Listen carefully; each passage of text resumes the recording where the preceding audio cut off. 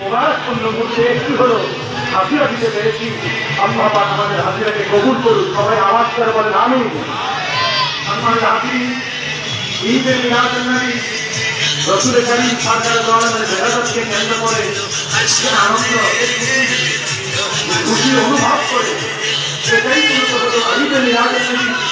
ঈদ মানে হলো খুশি, ঈদ মানে হলো আনন্দ, আর মিলাদুন নবী মানে হলো রাসূল কারীম সাল্লাল্লাহু আলাইহি আগমন, শুভাগমন।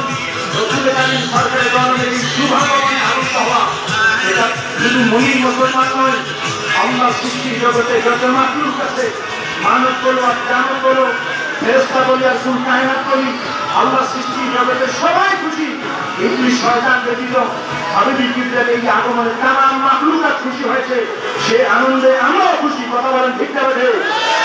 সম্মানিত হাজিরিন, আজকে একজন লোকের গায়ে চুলকানি লেগে যায়, ওইটা ঈদ আবার হবে কেন? জি ভাই, ঈদুল ফিতর শরীয়ত সম্পন্ন, ঈদুল আযহা শরীয়ত সম্পন্ন। কোরআন এবং হাদিসে এর বাহিরে ঈদের কথা আছে। আপনি ভালো করে লক্ষ্য করেন, রাসূল কারীম সরকার আলম মক্কা আর মদিনা মুনাওয়ারা থেকে হাবিবি কিবরিয়া 10ম হিজরিতে মক্কা মুকাদ্দামায় নবী করিম সরকার আলম আরাফার ময়দানে উপস্থিত হলেন।